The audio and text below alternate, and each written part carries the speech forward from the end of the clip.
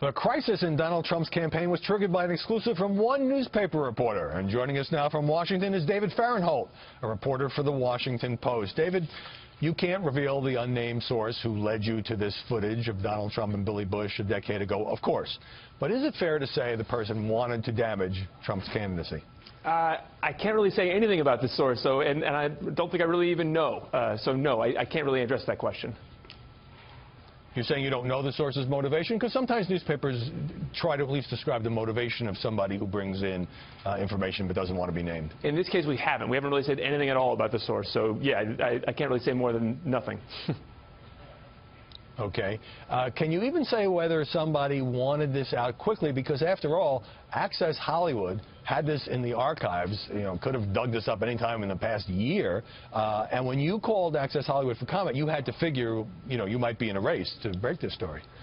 That's right. We knew that was the risk. I called NBC and Billy Bush's folks around noon to 1 on Friday and knew, yeah, that was the risk. Obviously this footage was theirs originally, so there was a risk that they would get there before us. But, we had to take that risk. We wanted to call them and make sure that the tape was authentic, that there was no concern that we were being hoaxed.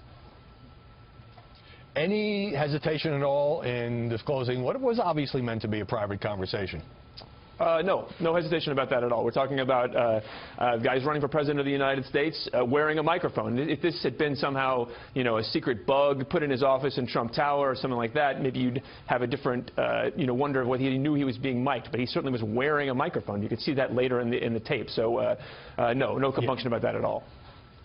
Yes, wearing a microphone, that is a perfectly valid point. Early on the show we talked about, a lot of past raunchy talk involving Donald Stern, particularly on those Howard Stern interviews, has been out there. Did you anticipate when you saw this that this would create the crisis and the explosion that it has for Donald Trump? Did it seem to you to be sufficiently different from what we have already known about the Trump persona? Well, no, I don't think I would have predicted it would have caused this level of crisis. But I've been wrong basically about every political prediction I've made along the way. I spent 3 weeks writing a long profile of Bobby Jindal last year, so I don't think my instincts should be trusted at all. But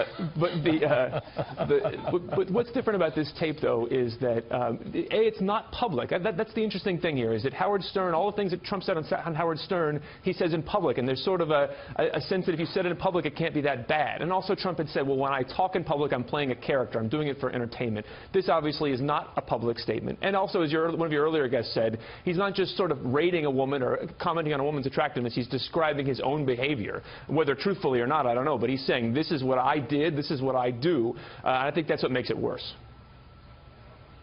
Now, you have broken most of the stories about the finances of the Trump Foundation, leading New York's Attorney General, who's a Democrat and a big Hillary supporter, to recently bring a temporary halt at least, to the foundation's fundraising.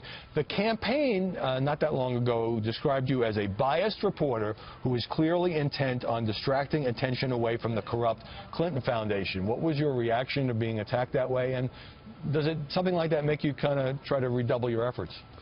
Well, that's life in the big city. You cover a presidential campaign, there's going to be questions about your motives and about why you're focusing on one candidate versus another. In the case of Trump, this is a guy, as I said, who's running for president. When you do that, you open yourself up to scrutiny.